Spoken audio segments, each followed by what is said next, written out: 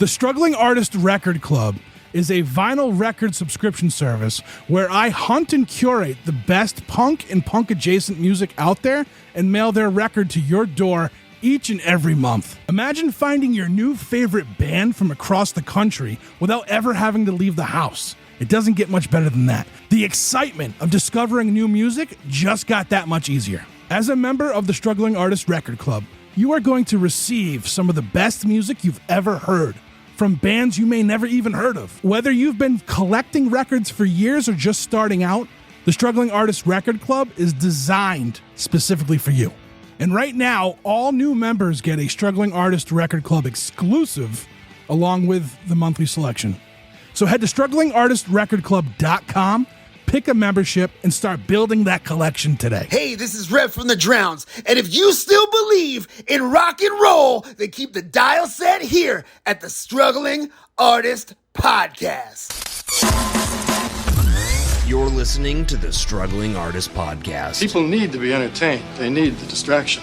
With your host, Trev Allen. I wish to God that somebody would do something to block out the voices in my head for 5 minutes.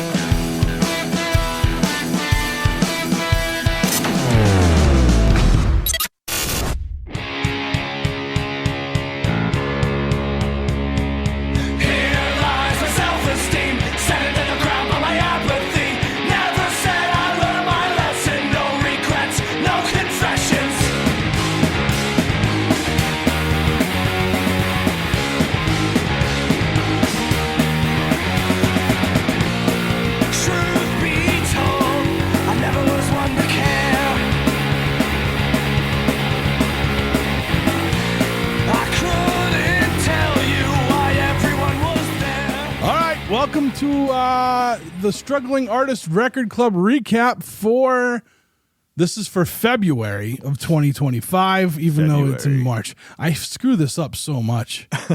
Even with like the turntables, I'm always screwing. I said January. That was our trailer was the blooper reel of me saying January. Yeah, I saw that. That was funny. We missed you, man. We missed you during that one. Oh, dude, I missed you guys too. I hope we gave your albums justice. Yeah, dude, I've listened to half the episode, so I haven't heard the X Factor yet, but I saw the video clip of you guys really getting into the Jesus Christ muscle car. Oh, dude, yeah. Yeah, and let me tell you, because of, I guess I spoke very, very well of your local too, because I booked nine layers deep. Oh, nice. Yeah. I record with them the day after the show here. Yeah, nice. Yeah. I was like, it's got to be at night because I'm probably going to be hungover a little bit. Oh, man. Yeah. That's sweet, so dude. Awesome. I can't wait to hear that episode. Yeah, it should be fun. Are you mad that I booked them before you? I'm a little upset. No. But that's a future chopping it up episode, dude. That's the future episode. No. No, I'm just kidding. Where you quit everything. You're like, I'm done with you. You're stealing my bands. No, dude. No, I'm very happy that you got them on. Listen, your show is already really established. Mine's still somewhat of a newer show. I haven't even hit a year yet with my show. Yeah, but so dude, you have an established listener base. I feel like you have a wider range listener base. Wider, like wide. Wider. I was like, hold on, buddy. So with that said, I feel like anybody that you can book from our area, I'm proud to the fact that you book them. So that's awesome, dude. Because it's a dope band. They're a dope band, and they definitely need to have people listening to them and checking them out. Yeah, I was a fan of them, dude. I was a fan of it. So yeah. So we're here to talk about the record for February for the Record Club. I guess I'll kick it off. Well, we'll say what it is. It was Gossip Collar's debut LP, Spinning Silk for Parasites. Now, if you're familiar with the podcast, you've heard me talk about this album before, right? It was on my best of list for 2024. Mm-hmm. It was a pick for a turntable episode back when they only had 2 singles, and I'm pretty sure I brought their EP prior to that, or maybe I just mentioned it. I don't know. Yeah. But So we're gonna get into the readout here for this album. Friends, I am so excited for all of you to hear this one. Gossip Collar's debut LP, Spinning Silk for Parasites, is one of my best 2020. All right, I should not preface these because I'm just saying the same thing. Is on my best of 2024 list of new albums. This band blends spooky goth-like synths you can dance to with punk rock melodies and lyrics. Is this post-punk? I have no idea, but I like it a lot. Gossip Collar is made up of former members of Boston punk band Secret Hearts and the Showcase Showdown. And there's another one, Spitz, I think, is the other band, too. This one is weird in the best way possible. Strap in and don't forget to set your speed to 45. Now, I've been having to whenever I know that, I have to say it now. Oh, yeah, of course, because you don't want people going this is a weird sounding band. You know what I mean? To an already weird, to a synthy kind of, yeah. So, yeah. I know people have hit me up before and they're like, is this 45 or 33 for a different album? And I'm like, it's 45. And they're like, all right, they need to put that on. I'm like, I know. People should put that on there, but they don't, There's been plenty of times where I've done it and I'm like, what's wrong with this? Like, it was before I really understood it. You know what I mean? Like in the early days, So yeah, for sure. Let's see. I don't know. Just from the newsroom, I talk about how No Norm's record, which is who put out the Gossip Collar LP. I grabbed a run of 7 inches from a power pop band called power pop / garage rock band called The Ingrates for everyone. There was a golden ticket. It was a Rancid cover compilation called And Out Come the Lawsuits. Nice. Yeah. And I just ask for people to show their pics on Instagram with the hashtag Struggling Artist Record Club, which is super long, so I understand why no one does it. And to send us reviews and the hotline 774-570-1552 if you want to text or leave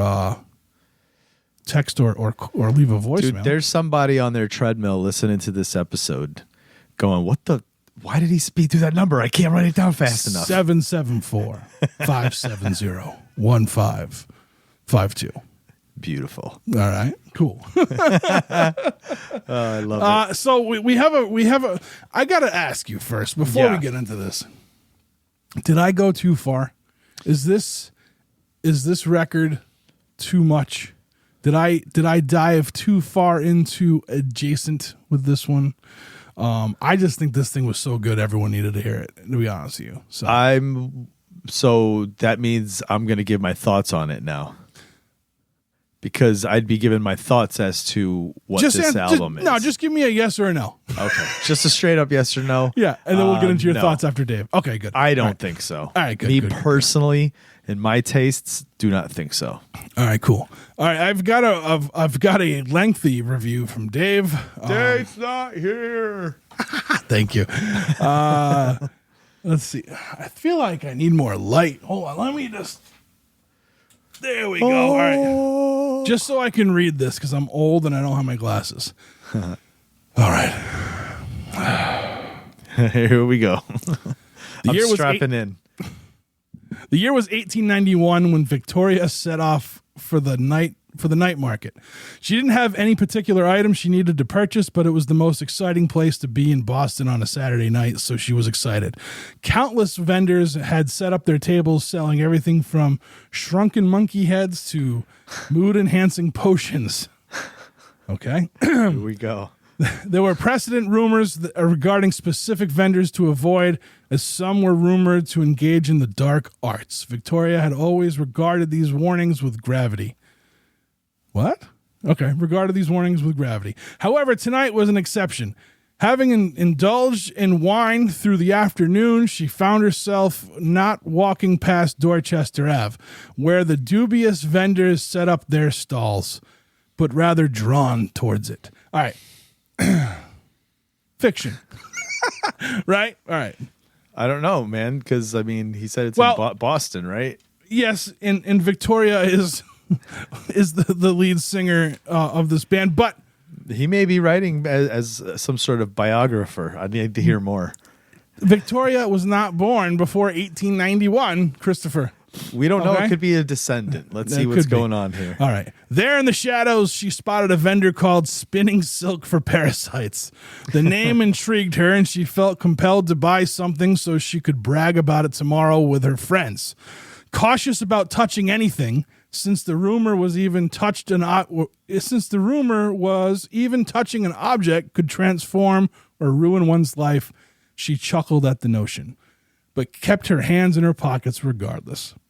As she admired the jewelry and the voodoo items, nothing captured her attention until she reached the clothing section. There she saw the most beautiful shirt she had ever laid eyes on. She couldn't resist.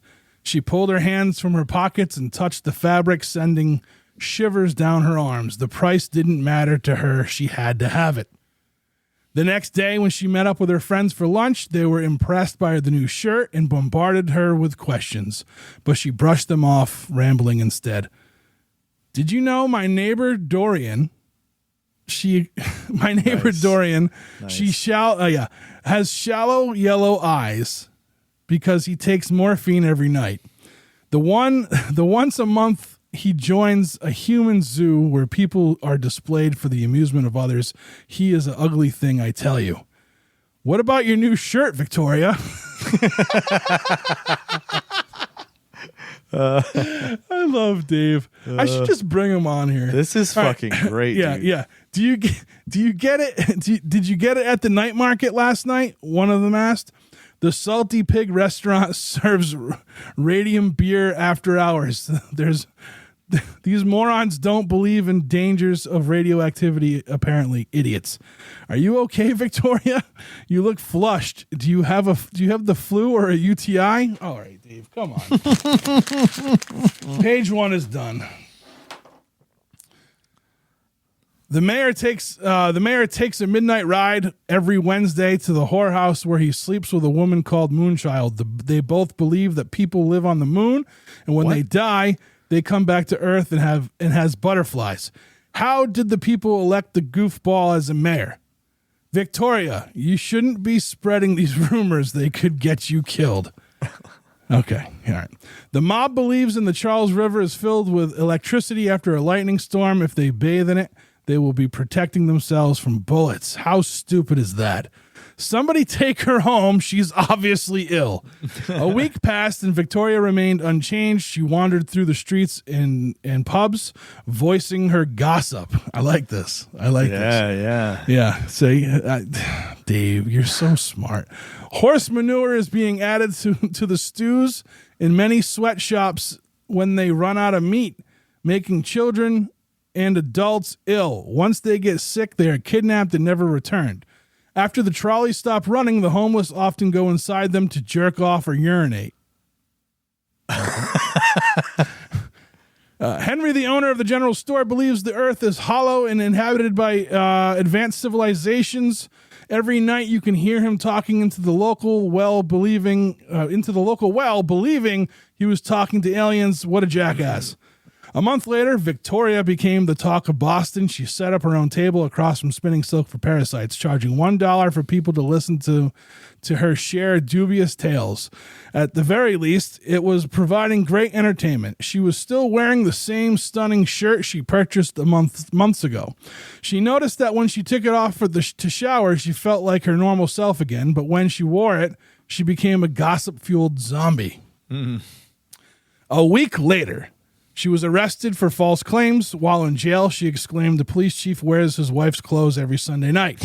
When the police chief heard this, he lost his temper and threatened Victoria with more prison time. But it was too late. Soon, everyone in the prison was laughing at the police chief, leading him to beat the inmates until he exhausted himself. The chief, Jeez, dude. Yeah. The chief quickly released Victoria to prevent her from revealing more gossip about him. While all the debauchery and scandals in Boston, no one was safe from Victoria's gossiping ways.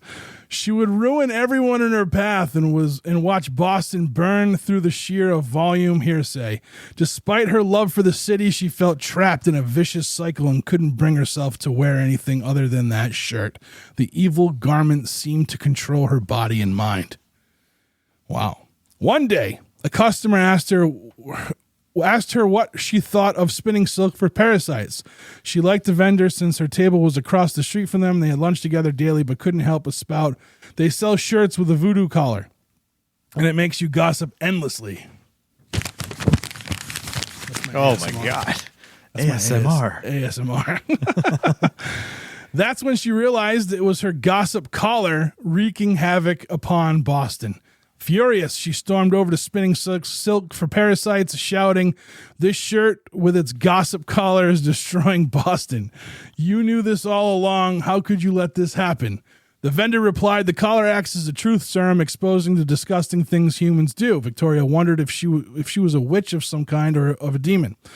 Knowing that the shirt had the power to force her to put it back on, she took the scissors and started cutting it up while she was wearing it and then set it on fire. "I love Boston too much to let gossip destroy it. We need white lies and a bit of privacy where society will go mad with the truth." Okay. Again, Dave is very, very clever with his awesome with his storytelling. Okay. A week later, Victoria returned to her shop to close it down with no more gossip to share. She had nothing to offer. The vendor approached her and said, "Take these musical instruments. They are magical like the shirt, but will only make you wonderful musicians without causing division or strife like the shirt did." Needing a job, Victoria considered the offer for a moment and accepted. A month later, she formed a band called Gossip Collar, and her lyrics were based on all of the gossip she had once told. This story was inspired by the back cover of the album that says "Midnight Ride," based on lyrics collected by the Reverend Sabine Baring Gold. I don't know. I probably butchered that name. Songs of the West, 1891. Okay, so he read something on the. See, that's what I'm saying. Like, that's why I like Dave. Like he runs with these stories, and yeah. Now for the review. Wow, this is the longest review I've had from him in a while. This has been the shortest story and the longest review we've had from Dave. Wow, here we go. All right, now for the review. I was thrilled to see on the readout the Gossip Collar consists of former members of Boston's The Showcase Showdown. I was a huge fan of the Showcase Showdown back in the 90s, so I was immediately filled with joy upon seeing this. And I hadn't even listened to the record yet. When I finally put on the album, I found more good news. Gossip Collar plays goth post-punk excellently. My wife grew up listening to goth music, and I went to a Sisters of Mercy concert with her last year, so I'm open-minded about the genre. Listening to Gossip Collar's take, I was impressed. Some songs remind me of my wife's favorite goth band, The Cure. As I write this review, I'm wearing a all black as a tribute to the genre. I'm still learning about it. If I had any complaints, it would be the lack of lyric sheets or lyrics of being available online. I knew that was coming. Yep. Actually, I think I put some, yeah. I will continue to emphasize this until 100% of bands include their lyrics. Bands take note. Listeners can connect with music better when the lyrics are available. If you're embarrassed by your lyrics, then write better ones. I don't think that's the case. I think that's a money. There is a cost involved. There is a cost to this, Dave. What if you? But it doesn't cost much to put it online for free. Dave, I have a proposal for you. Because you can add it to your Bandcamp to the song. Dave, you can add the lyrics. Dave, you want 100% of the bands, just 100% of the bands to have lyric sheets.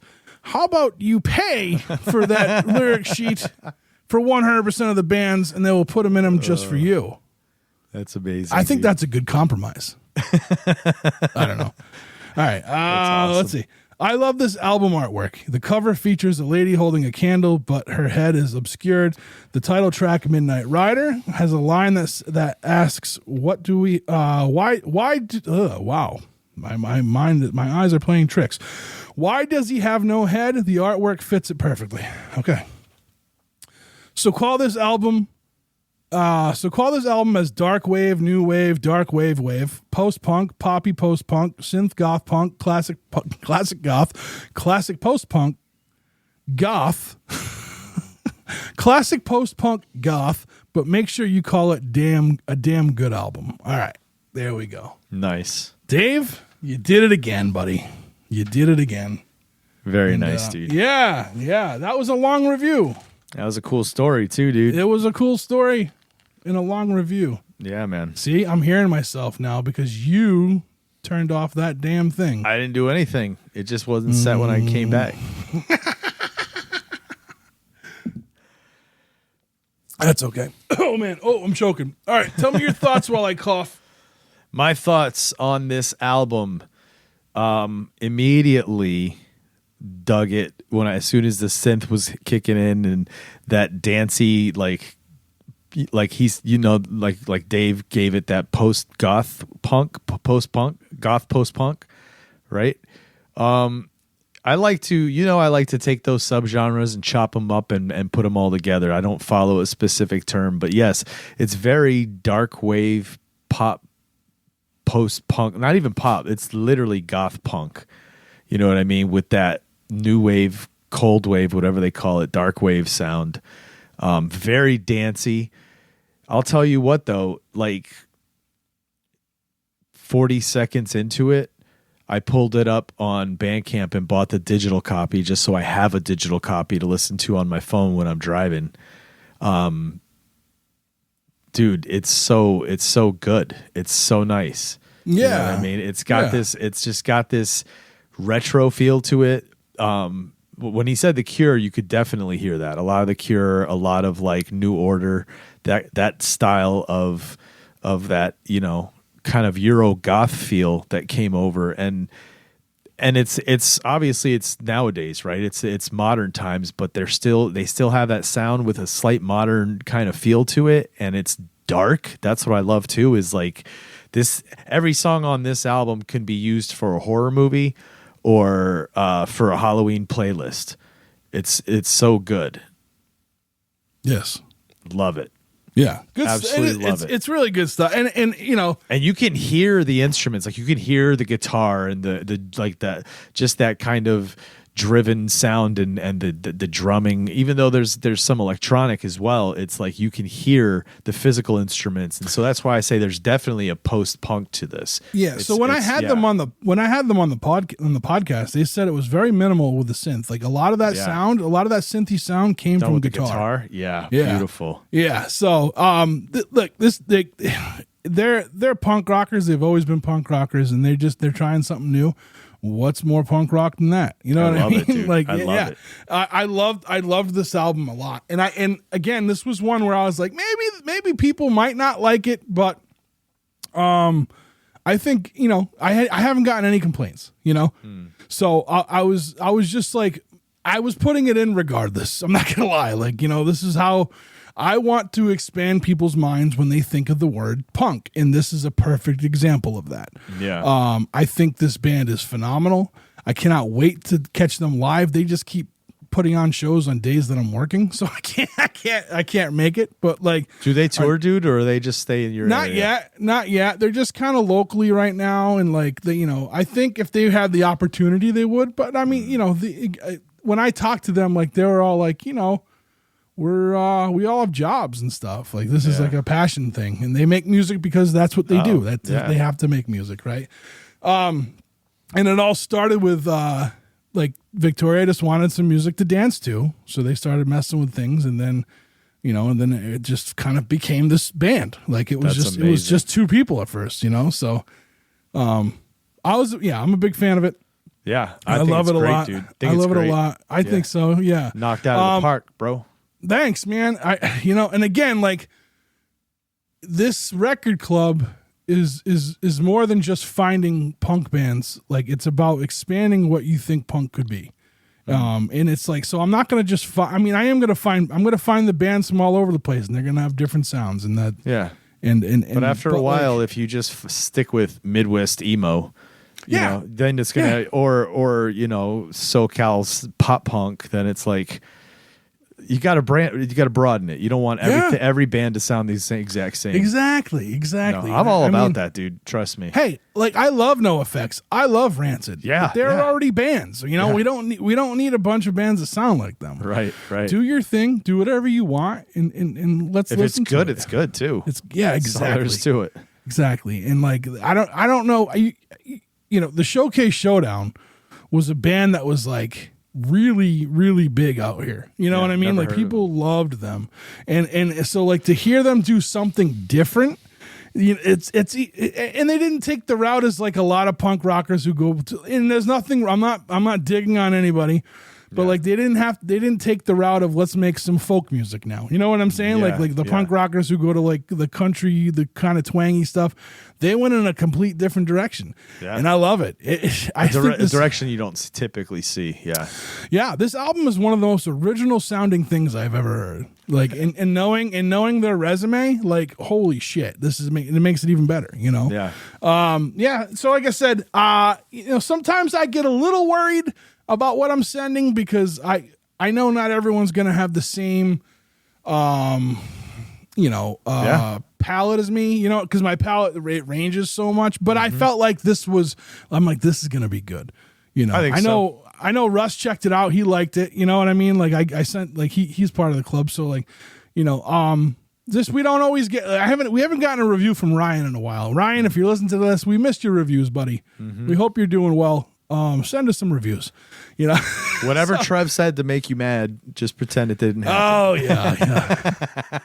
I'm going to shout out Ryan actually, because he went and saw the Drowns, right? And the Drowns reissued, they did a second pressing of View from the Bottom, their first album, but they did it with Pirates Press this time, and they added 2 songs to it. Oh, so nice. Ryan went to saw the Drowns, and then he had them sign a record, and they sent it to me, and I really appreciate Ryan for doing that. That was an awesome, nice. It was a really nice thing he did. So, yeah, so that's where we're at, folks. Just water, sweet water, yeah.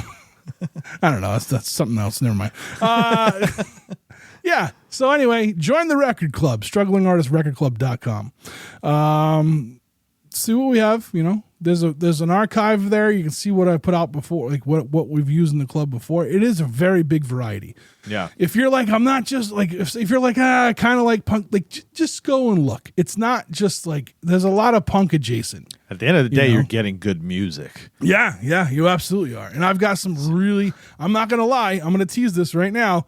I have really good stuff lined up for this spring. Nice. Yeah, like I am pumped for some of the records coming this spring. Heck yeah, dude. Yeah, and they're all like stuff that's coming out, and then we're going to have it within 25 days of it coming out too. So sweet, dude. Yeah, so I'm pumped. I am pumped. I love that we do this. I love that we get to do the recap, and I didn't see, maybe there were some more like social media reviews and I just didn't see them because I don't know how algorithms work. You don't always see them. But they suck. That's fine. It could be just me here like last month because someone left me hanging, and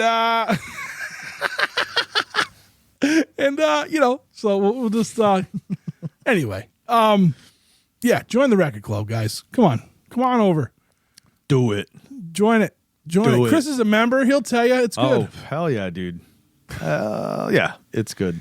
Plus, you get goodies, and I don't know if I've mentioned this, but there's a secret website for the record club. It's called Members Only, and they get like I'll post all the readouts out there in case they want to print them out if they lost theirs, or sometimes the bands or musicians that we use we'll write letters and we'll post them there so people can have them. Nice.